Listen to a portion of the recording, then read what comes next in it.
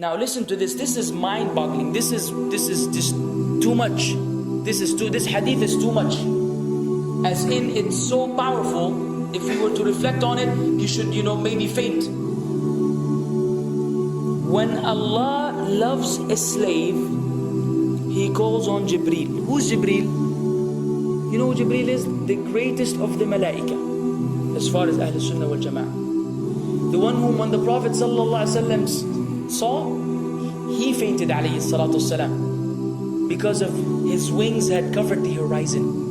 Jibreel, the angel who's responsible for the most virtuous thing, which is conveying the revelation from Allah to the messengers of Allah. Jibreel, and what do you know about Jibreel? Allah said, whoever is adu, whoever is an enemy to Jibreel, then Allah is the enemy to the disbelievers. Allah defended Jibreel in the Quran. Jibreel, the one who took the Prophet ﷺ in Al-Isra al-Mi'raj, in the ascension to the heavens. Jibreel, the malak, which we don't know what to say about, because of his honor and his virtue in the sight of Allah. Allah will call on him to share with him the love which He has for you. Allah doesn't need to do this. He could not do this, but Allah likes to do this, so He does it. He says, I love Fulan. Now I want you to think that Fulan is you. Whatever your name is, Ahmad, Mayrook, whatever your name is. Imagine Allah above the heavens, above the throne, in His greatness and His majesty, which is beyond our human comprehension, calls out to Jibreel to inform him that He loves you. And then only that, فَأَحِبَّهُ, then He commands Jibreel to love you also. So Jibreel now loves you. Allah and Jibreel love you. But it doesn't end there. Jibreel then will call upon the inhabitants of the sama. Who are they? All the malaika. How many? We can't even count.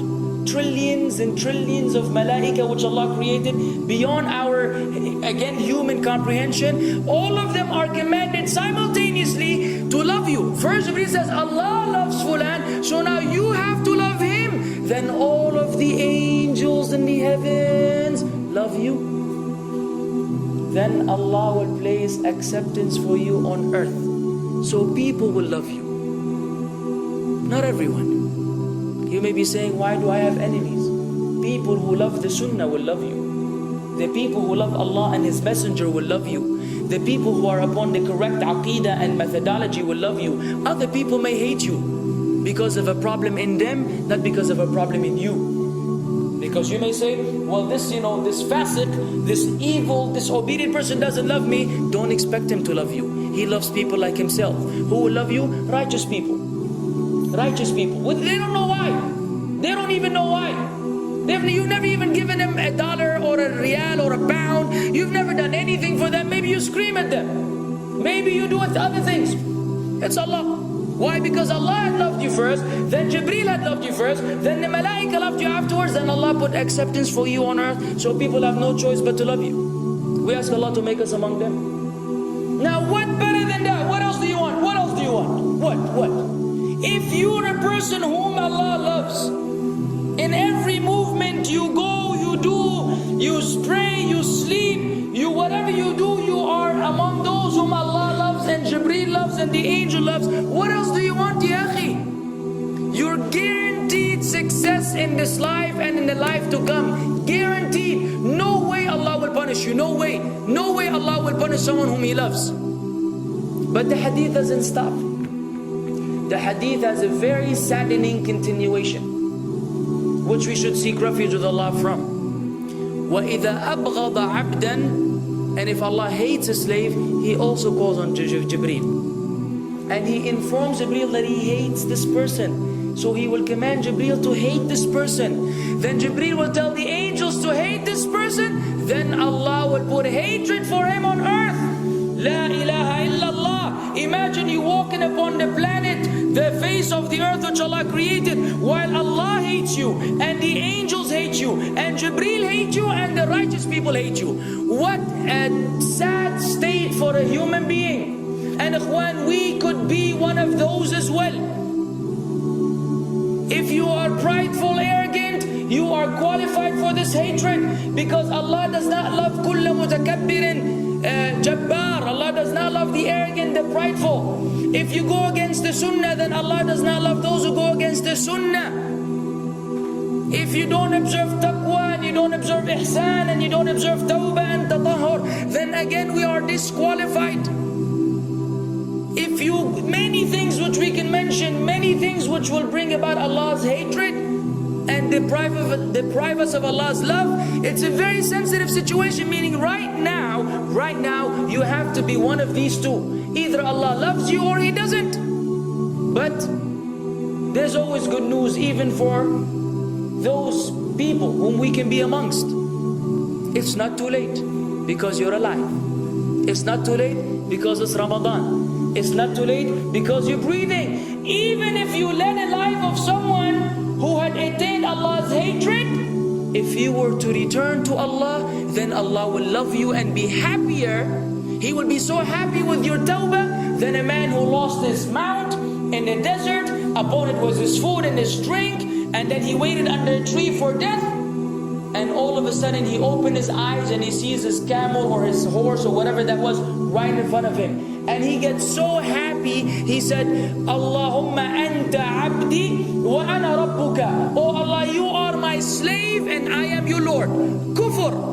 He said a statement of kufr, but the Prophet ﷺ said, أخطأ من شدة الفرح. He made a mistake because he's so happy. You know when you're so happy that you may say things against what you want to say? When you're so happy that you just, you say words that mean nothing to anyone? Allah is happier when you return to Him than that person. What else do we want? For how long are we going to stay away from Allah? For how long are we going to lead the life of the heedless? For how long are we going to go against the sunnah? What are you waiting for? Death? Death. حتى إذا جاء أحدهم الموت قال رب ارجعون لعلي أعمل صالحا فيما تركت كلا. Until when death comes to one of them, you say, oh Allah, allow me to return so that I may do good in that which I left behind. And it will be said to him, no, it's only a word. إنها كلمة هو قائلها. It's nothing but a wish and a word he will have. It will not be fulfilled. Let us not wait for death, ya akhwan. If each one of us here, by Allah, if each one of us here acted upon the sunnah, lived according to the sunnah, and invited people to the sunnah, and enjoyed what is good, and forbade what is evil, wallah, we will make a major change in the city in which we live. And if Muslims hearing this all over the world had that same attitude, then we will change the condition of the whole ummah. So no enemy can come and play games with us. We will squash them, all of them. Because Allah will defend. In tansurullah yansurkum wa yuthabbit aqdamakum. If you aid Allah's deen, Allah will aid you and will keep your feet firm. But we don't even live according to the sunnah, let alone be given victory over the enemies. So we're being humiliated in everywhere we go in the world. So let us make that change. Now that Ramadan is here, now that you've been given this sudden inclination towards good, if we don't succeed, if we don't take advantage of this month, wallahi, we are losers. If Ramadan ends and you are the same way you were before Ramadan began, then one of us is a loser. If we don't return to Allah after Ramadan, then we are losers as well. So tonight, bi'idhnillah, always on our mind, attaining Allah's love, acquiring Allah's love, fetching for the sunnah, and acting upon it whenever we're able to do so.